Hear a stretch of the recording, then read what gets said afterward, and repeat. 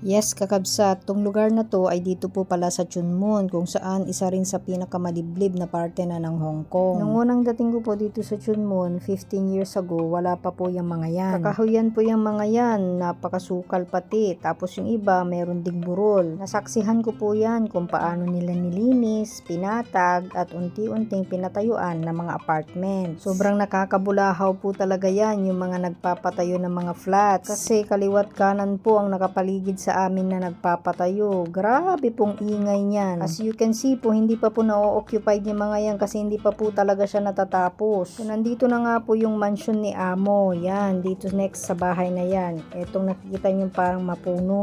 Yan, ang mansion ni Amo. Dalawang palapag lang po yan pero sobrang haba po. Parehas din ng style ng mga kapitbahay namin. Mostly 2 stories lang pero malalawak. Bibihira lang po dito sa Hong Kong yung merong mga ganyang kalalaking mga bahay. Kasi nga po sobrang expensive ng mga properties. What more pa kaya pag bibili ka ng lupa tapos patatayuan mo ng bahay kagaya ng ginawa ng amo namin dito. Siyempre po mga billionaires lang nakakagawa niyan. Kaya wag na po kayong magtaka kung puro high-rise buildings po dito kasi talaga naman pong napakamahal ng properties dito kahit kakarampot lang na space.